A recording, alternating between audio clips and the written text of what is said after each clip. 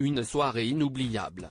4 ans après la dernière édition au Japon, la Coupe du monde de rugby s'est ouverte à Paris ce vendredi soir, dans une ambiance folle. Survoltés, les 80 000 spectateurs du Stade de France ont mis le feu avant le match, très alléchant qui a ouvert la compétition entre la France et la Nouvelle-Zélande. Il faut dire que la cérémonie d'ouverture avec notamment Jean Dujardin juste avant, avait réservé son lot de surprises. Depuis 4 ans, il n'attendait que ça. Déçu par la défaite, de justesse, des Bleus en un quart de finale de la dernière Coupe du monde de rugby en 2019, les supporters français n'avaient qu'une idée en tête, la Coupe du monde 2023, en France, qui s'est finalement ouverte ce vendredi soir au Stade de France. Et de quelle manière ? Devant un public survolté, chauffé à blanc, le 15 de France a fini par remporter son premier match face à l'équipe légendaire des All Blacks, triple championne du monde.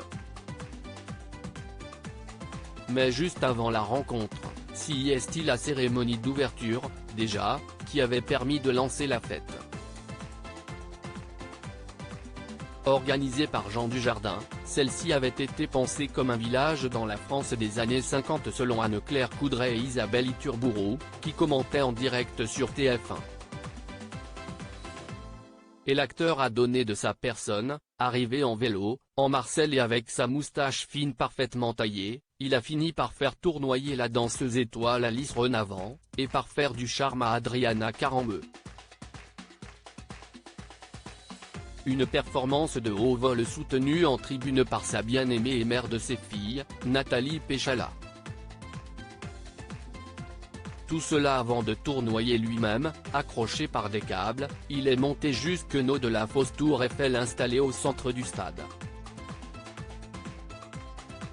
Et avec ses cabrioles, à cette hauteur, il ne fallait pas qu'il ait le vertige. À sa redescente, tous ont alors entamé la Pena Baiona, l'un des hymnes du rugby français. Et il n'y avait pas que Jean Dujardin qui semblait être au comble du bonheur parmi tous les acteurs de la cérémonie d'ouverture. Vianney, avec sa guitare et lui aussi habillé comme dans les années 50, s'est complètement lâché, tout comme Zaz ou bien Philippe Lachaud, qui avait endossé le rôle d'un gendarme. Celui-ci, d'ailleurs, a posté une photo de ce beau moment sur Instagram. Et montré à ses abonnés qu'il n'est pas venu seul, son père et son frère Pierre, fans de rugby, jouaient des figurants. Avis mitigé et sifflement à un beau moment, sur lequel les internautes ont été mitigés, si certains ont salué les valeurs de la France et du rugby du spectacle proposé, d'autres ont été plus durs, parlant de gêne et de malaise. Mais le véritable moment de malaise est arrivé quelques minutes plus tard, alors que le président français Emmanuel Macron s'approchait du pupitre pour faire un court discours d'ouverture. Il a en effet été sifflé et hué par une partie du public, au point d'avoir du mal à se faire entendre. Surpris mais pas bousculé, il a tout de même souhaité bonne chance au 15 de France et appelé à la fraternité entre les équipes. Et à nouveau, les internautes ont eu des réactions mitigées, si certains ont déploré une mauvaise image de la France, d'autres ont estimé que les crises politiques de ces derniers mois n'avaient pas vraiment été oubliées par les Français.